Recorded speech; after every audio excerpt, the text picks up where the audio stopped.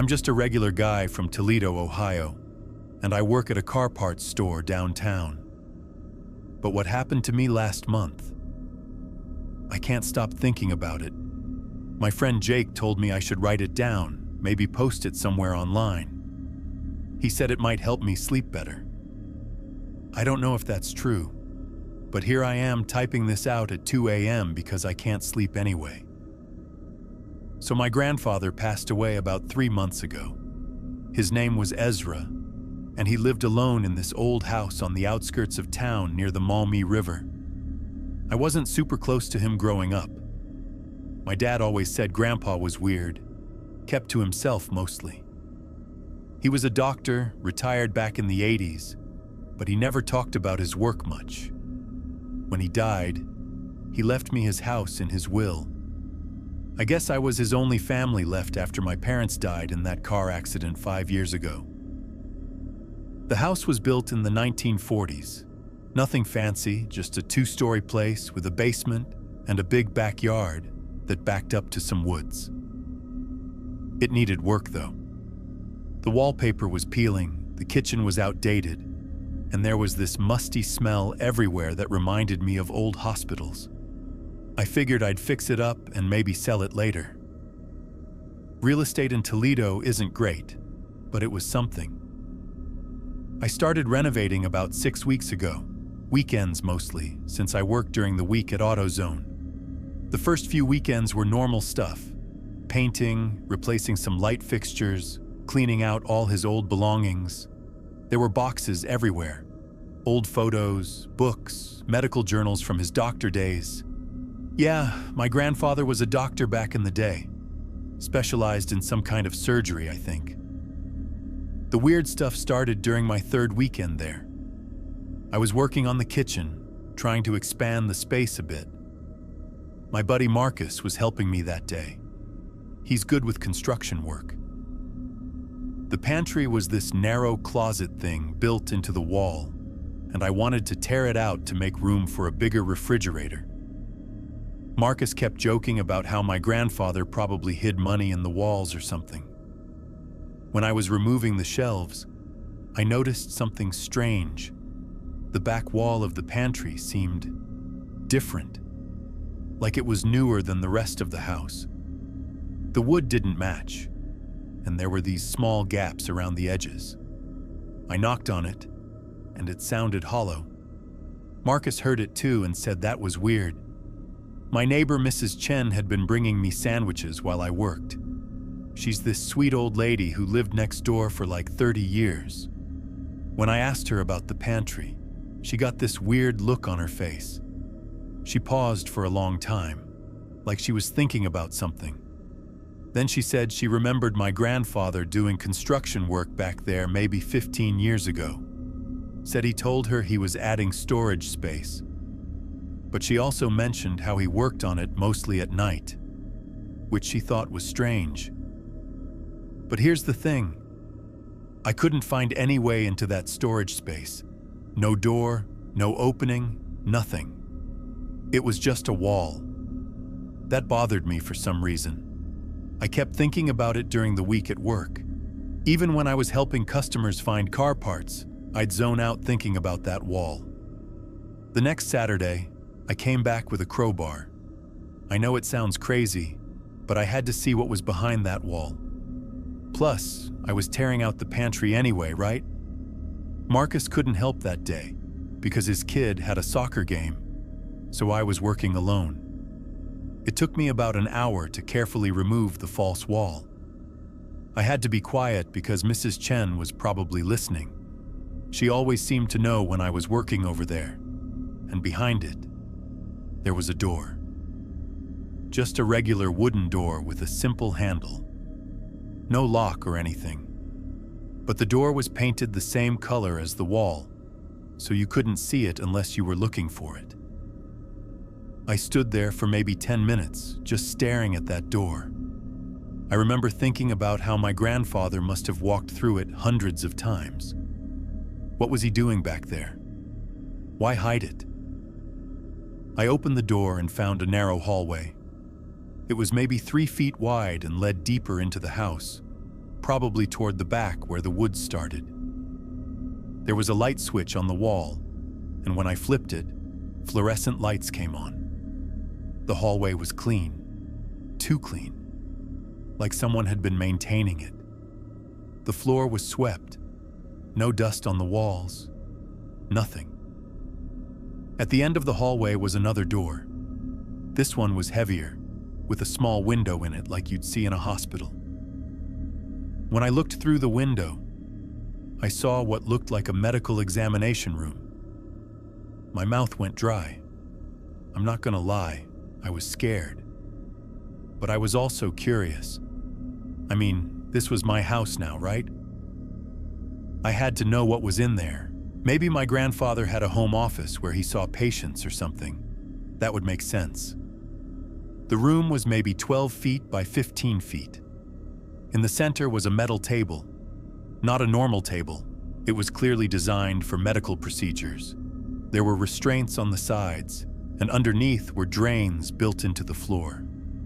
The whole room was tiled in white like a hospital operating room. There was even that same chemical smell I remembered from when I had my appendix out as a kid. Along one wall were shelves, glass shelves filled with jars. And in those jars, I don't want to think about it, but I have to tell you, they contained pieces of human tissue, organs, skin samples, other things I couldn't identify. Each jar was labeled with dates and numbers. Some of the labels were recent, like within the last year recent. There was a desk in the corner covered with papers, medical charts, but not the kind you'd see at a doctor's office. These were handwritten notes describing procedures, painful procedures. The handwriting was my grandfather's. I recognized it from birthday cards he used to send when I was little. The charts talked about subjects. That's what he called them. Subjects. He described how he would find homeless people in downtown Toledo, near the bus station mostly. He would bring them to the house with promises of food and shelter. Then he would experiment on them. The notes described surgeries performed without anesthesia, tissue samples taken from living people, psychological tests designed to break their minds. One chart was titled Subject 47, male, approximately 35 years old, picked up near Cherry Street Bridge. It described how my grandfather had removed the man's appendix while he was conscious, just to see how long he could remain alert during the procedure. The date on that chart was from 2019. There were photos attached showing the man's face before and after. I recognized the location. I drive past Cherry Street Bridge every day on my way to work. I felt sick reading these things. My hands were shaking so bad I could barely turn the pages, but I couldn't stop reading. There were dozens of these charts, going back over 10 years. Some subjects were described as terminated when they became too weak to continue. Others were listed as released, but with notes about how they'd never be able to tell anyone what happened because of the psychological damage. A few were marked as disposal in woods, which made me think about those woods behind the house. The worst part was finding the trash can next to the desk. It had recent medical waste in it. Bloody gauze, used syringes, surgical gloves. Some of the equipment in the room was still warm when I touched it. The computer monitor on the desk showed it had been used just hours ago. There was an email program open with messages from someone called Dr. K talking about new specimens and continuing the research. Then I saw it. A chart dated 2 weeks ago. 2 weeks. My grandfather had been dead for 3 months. Someone else was continuing his work. I heard footsteps upstairs. Slow, deliberate footsteps walking across the floor above me. I realized I wasn't alone in the house. My phone had no signal down there. I was trapped in this fucking nightmare room with someone else in the house. Someone who knew about this place, who had been using it recently. I turned off the lights and closed the door as quietly as I could. Then I crept back down the hallway toward the kitchen. The footsteps upstairs had stopped. Everything was silent except for my heart pounding in my ears. I kept thinking about those charts, about how many people had disappeared in Toledo over the years, how many missing person reports that never got solved. When I reached the kitchen, I could hear movement upstairs. Whoever was up there was searching through the rooms, looking for something or someone. I heard drawers opening and closing, footsteps moving from room to room. They were being careful, trying not to make too much noise. I grabbed my car keys and ran. I didn't stop running until I reached my car, and I didn't stop driving until I reached the police station downtown on Madison Avenue. I was shaking so bad the desk sergeant asked if I needed medical attention. The cops went to the house that afternoon. They found the hidden room just like I described, but it was empty. All the jars were gone. The charts were gone. The medical equipment was gone. Someone had cleaned it out completely in the few hours between when I left and when the police arrived.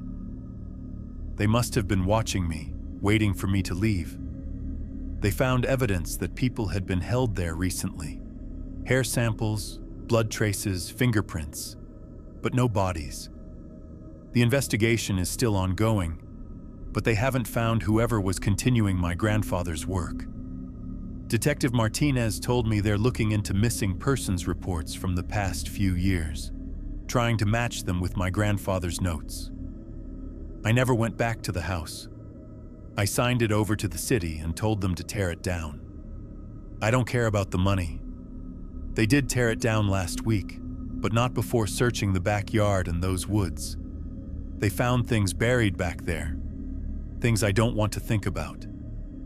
But sometimes, late at night, I wonder how many people my grandfather hurt over the years.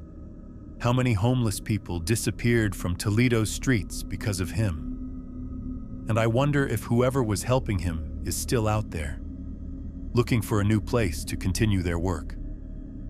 I moved to a different apartment across town near the University of Toledo. I change my locks every few weeks, and I never, ever ignore the feeling that someone might be watching me. Because I think they are.